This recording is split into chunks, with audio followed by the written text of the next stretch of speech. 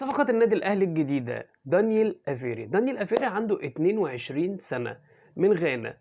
دانيال أفيري بيلعب فين بالضبط؟ المفروض إن هو بيلعب في الحتة الشمال اللي هي زي بتاعة أحمد عبد القادر، وبيميل للحتة اللي هي زي بتاعة برونو سافيو، إن هو يخش زي مهاجم تاني أو بيلعب تحت المهاجم بالضبط، لكن مش زي محمد مجدي قفشة بينزل يستلم من نص الملعب، لأ، هو بيلعب في الحتة اللي هي للشمال زي بتاعة أحمد عبد القادر بالضبط، وزي بتاعة برونو سافيو اللي هو تحت المهاجم مباشرةً. كلام جميل. كلام جميل، بس كل اللي أنا شُفته في الفيديوهات ما بيقولش الكلام ده خالص، بيقول إن هو بيلعب في اليمين وبيميل للحتّة بتاعة برونو سافيو وبيخش مهاجم تاني، لكن ما شُفتلوش حاجة خالص في الحتّة الشمال، بيلعب كل اللعب كل الفيديوهات اللي أنا اتفرّجت عليها بيلعب في اليمين زي حسين الشحات. كلام جميل. طيب أنت إيه رأيك في الكلام دوّة أو إيه رأيك في الصفقة ديّة؟ حرفيًا أنا ما باقتنعش بالفيديوهات. ليه؟ لإن الفيديوهات أنت عارف لمّا يكون عندك حاجة وعايز تسوّقها أحسن حاجة أو أجمل حاجة، فأنت هتبيعها، فلازمًا تطلّعها حاجة حلوة عشان تغري الزبون. هو كذلك الأمر الفيديوهات. أنت الراجل دوّة لمّا تيجي تتفرّج على فيديو، طبعًا أنت هتشوف أجوان، هتشوف لمسات جميلة، هتشوف سرعات، لكن بقية ال90 دقيقة إحنا شايفينه؟ لأ. بقية الدوري مثلًا إحنا شايفينه؟ لأ. يبقى أنا عن نفسي مش هاقدر أحكم عليه لو أنا شُفته بعينيّا كده في ماتش، شُفته في المُطوشة كلّها عامل إيه، لكن ما احكمش عليه من فيديو بتاع 3، 4 دقايق أو 10 دقايق متجمّع من بقية الدوري كلّه أو من بقية المُطوشة بتاعته كلّها اللي هو شارك فيها. فبصراحة أنا مش هاقدر يعني أقول رأيي فيه لحد ما أشوفه. كلام جميل. طيب بالنسبة للاعب دوّة بنسبة كبيرة إن الأهلي خلّص فيه. كلام جميل، والأهلي دخل في الصفقة وخلّص واتفق على السعر وكل حاجة. حلو أوي، كلام جميل. طب إيه اللي فاضل يا باشا؟ اللي فاضل كمان هاقول لك، في حاجة بس هاقول لك نسيت أقولها لك، إن اللاعب مُرحّب جدًا إن هو يلعب للنادي الأهلي، وعارف يعني إيه حجم وكيان النادي الأهلي. حلو. طيب ناقص حاجة واحدة. كوتش كولر لمّا قالوا له على الصفقة قال لهم جميل وزي الفل، بس أنا عايز أشوفه عيني عينك كده، أنا مش هاحكم على فيديوهات. يعني نفس الكلام اللي أنا قُلته لك قبل كده، إن الراجل لأ، عايز يتفرّج عليه، أنا عايز أشوفه بيلعب قدّامي، وساعتها هاقول لك الراجل ده إيه ظروفه. أنا بصراحة باحيي الراجل ده فعلًا جدًا، جدًا، جدًا يا جماعة، عشان أنا ما أروحش أشتري سمك في مَيّة. أنا لمّا أشوف السمك قدّام عينيّا ساعتها هاعرف، هاقول عليه ده بولتي، ده قراميط، ده مرجان، كده. يا باشا زي ما باقول لك والله أنا لمّا أشوف اللاعب أقدر أقول ده سريع، ده حلو، ده وِحِش، هيفيد النادي الأهلي والّا هييجي زي الصفقات اللي إحنا جبناها قبل كده، ميكيسوني، بيرسيتاو، بادجي، في ناس كتير، بواليا، جبنا ناس كتير الفترة اللي فاتت ديّة وفي الآخر إيه اللي عملناه؟ ما كمّلش الموسم ومشي. فلأ، لمّا الراجل يشوفه أحسن أنا باحترم الراجل ده. من كل وقت للتاني أنا باحترم الراجل ده بصراحة، وعنده وجهة نظر حلوة أوي، أوي، أوي، أوي. فيا ريت، يا ريت، يا ريت فعلًا الأهلي لو شايف الراجل ده كويس، يا ريت الراجل ده هو اللي ياخد فيه القرار وفي أسرع وقت، لإن إحنا فعلًا لازم صفقات في الكام يوم دول تكون خلصانة. طب ده بالنسبة لدانيال أفيري. ناس كتير اتكلمت على أحمد رفعت.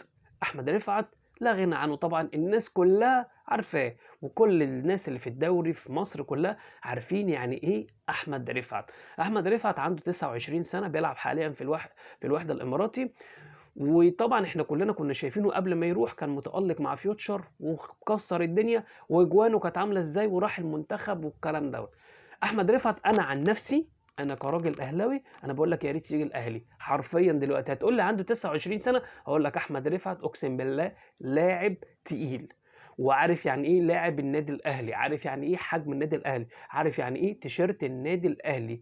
يا ريت، يا ريت الأهلي يخلّص فيه قبل أي صفقة تانية وييجي، لإن الراجل ده هييجي هيدّي النادي الأهلي يا جماعة. وطبعًا عارفين هييجي يلعب في الحتّة بتاعة أحمد عبد القادر، هيقول لعبد القادر بقى اركن شوية وهيقعد، وهتتفرّج على الراجل ده. رجله عارفة الجون حلوة أوي وتقيلة أوي، وعارف بيلعب مع لاعيبته مش أناني، وبيخلّص. إمتى يلِم وإمتى يمرقص، إمتى يجري، إمتى يحط ثرو، إمتى يشوط. هو ده اللي إحنا عايزينه، هو ده. أنا عن نفسي أتمنى اللاعب ده ييجي في أسرع وقت. هتقول لي عنده 29 سنة وكبير، هاقول لك مش مشكلة بس خبرة. هيدّيني كام موسم؟ موسمين، 3. يا باشا أنا عايز منّه 3 مواسم، شكرًا. أنا عايز يا باشا الموسم دوّة حد بسرعة يلحقني. من الآخر أنا مش هاضحك عليك، حد الآن دلوقتي، ما هي دي أنت بتدوّر على حلول دلوقتي، يبقى مين؟ لاعب زي دوّة عارف يعني إيه الدوري، عارف يعني إيه، عارف يعني هالعب قدّام الاتحاد، عارف يعني هالعب في إسكندرية، فيوتشر، بيراميدز، الزمالك، الكلام ده. عارف يعني إيه إن النادي الأهلي لمّا هيروح كأس العالم، عارف يعني إيه حجم النادي الأهلي. واللاعب لمّا كان هنا كان نِفْسه ييجي النادي الأهلي.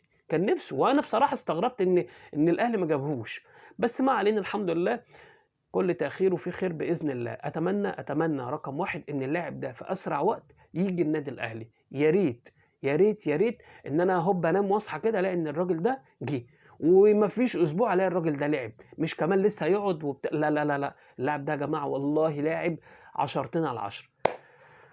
يا رب، يا رب إن شاء الله كده نشوف دايمًا حاجات كويسة، ونشوف النادي الأهلي من أحسن لأحسن، وإحنا لمّا بنطلع نتكلم عن أي لاعب مزعّلنا، لإن إحنا بنحب النادي الأهلي، ما بنحبش نشوف إن هو خسران، ولمّا بنطلع نتكلم على الصفقات اللي جاية صفقات وحشة أو صفقات حلوة، لإن إحنا برضه يعني إحنا شايفين اللعيبة اللي عندنا، وده فعلًا هيقدر يفيد والّا مش هيفيد، فإحنا عايزين من الآخر حد ييجي يدّي للنادي الأهلي، عارف يعني إيه حجم وكيان النادي الأهلي، فعشان كده لمّا باقول أحمد رفعت عارف يعني إيه النادي الأهلي، عارف يعني إيه جمهور النادي الأهلي، إنّما لمّا أجيب لعيبة دلوقتي تحت السن صغيّرة من برّه وهُم مش عارفين يعني إيه أو عارفين يعني إيه النادي الأهلي بس مش عارفين المسؤولية والحجم، ولمّا يلاقي السوشيال ميديا هاجت عليه ويلاقي إن الجمهور كلّه جاي عليه، هيحصل فيه زي ما اللعيبة دلوقتي مش قادرة تلعب وتحس إن في رعب بينزلوا مش عارفين حتى يقفوا على رجليهم.